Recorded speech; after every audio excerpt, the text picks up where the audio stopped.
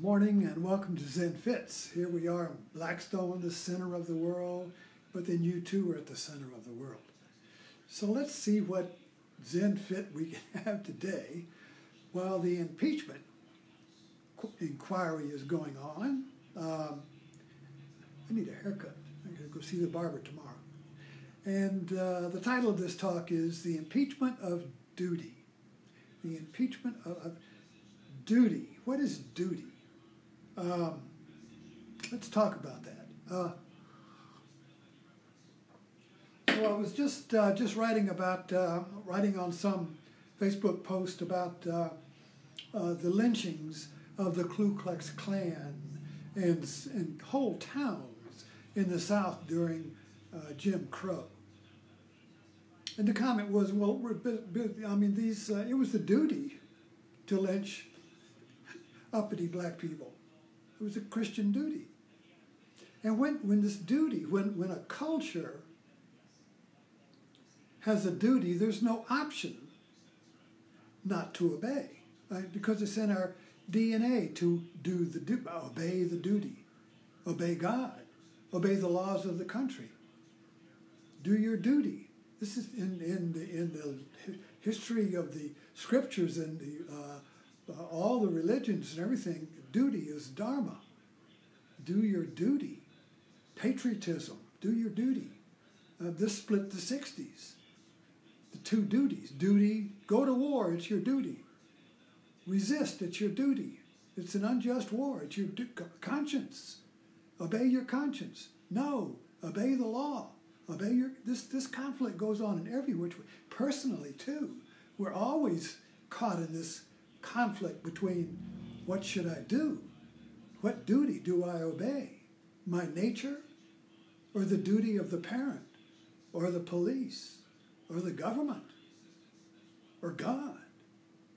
So we're always caught in this duality, this dilemma of duty.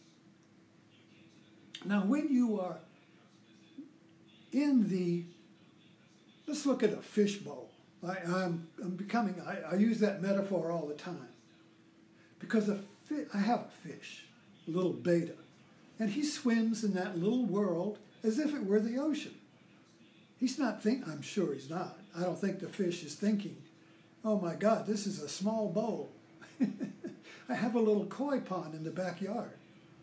And the pond, although there are two ponds, the lower pond is about the size of a large bathtub. And when I got the when I had the pub about 20 years ago, I don't know, got these little koi. And now these koi are that big. But they seem to have stopped growing. It's kind of an experiment. Will a fish outgrow the size of its pond?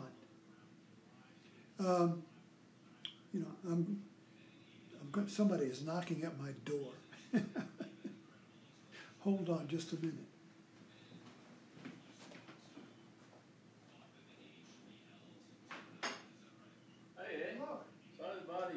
Yeah. Hold on, I'm doing a live Facebook talk. Come on in.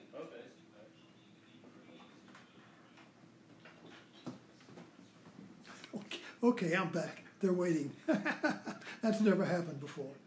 So we're looking at a fish bowl, and when you're a fish inside the bowl, you have no choice but to be in the bowl. There is no choice. There is no option but to swim in the bowl as if it were the whole world. See, that's a metaphor now, so just think about that. When you're inside and the bowl dictates your duty. The bowl, the shape of this, though I love the movie Shape of Water, the bowl shapes your mind, and the bowl creates your duty. It's the duty to obey the shape of the bowl and not question it, not think about it. No option, you see. Do your duty. That's kind of a spiritual problem in Christianity. How do I do the will of God when I want to do something else? How thy will be done is the prayer to make God's will and my will the same will. So I have no conflict. So I'm not rebellious. So I'm not at war with duty, with God, with the whole. The part and the whole are one, you see. That's nirvana. That's the kingdom of heaven. The part and the whole are one. There's no problem. There's no conflict. You see? So it's peace. Everything is working in order, you see. But we live in a world where there's conflict. So right now the impeachment of duty is that we are investigating and inquiring into what does duty mean. Now our government structure has two structures. There's the constitutional structure, and then there's the structure of the hierarchy and the president, who is under God, ordained by God. In other words, there's God and then there's the president, and God flows through the president, trickles down through the whole society, you see. That's kind of like the paradigm of what we're looking at. Or is it the Constitution that shapes the bowl? So is it the president that shapes the bowl or the Constitution? That's what's being questioned right now. And depending on which you invest in, if you invest in the president shapes the bowl, the president is the head, the top of the pyramid, you see. You can't take the president away because then the whole pyramid collapses. You've cut off your connection to grace, to the whole, you see, if you take the president out. So that's a way of looking at it, which is the Republican way right now. So looking at it from that point of view, obeying the president is obeying God, is obeying the order, is your duty. But then we have the Constitution. So your duty is to obey the Constitution. The president took the vow to obey the Constitution. So if the president breaks the law of the Constitution, who do you obey? You see. So it's kind of like another metaphor I use would be a truck. Now suppose the truck is your world. Then you're inside the truck. And it's your duty to obey the map or the goal or the course of the truck. You're inside of it. But if you're standing outside the truck, you may see that the truck is going towards a cliff. And you say, yo, you're going towards a cliff, you see. And those inside the truck think that guy's crazy. We're not going towards a cliff, we're doing our duty. We have good intentions. We're doing our duty. There's no option to think outside the truck, you see. So we're kind of like, so I'm watching the impeachment of Sondland, and he's talking about doing his duty. The president told me to do it. We all had good intentions. The president told me to do it, so we're trying to work with it and trying to fulfill our duty, you see, of obeying the president.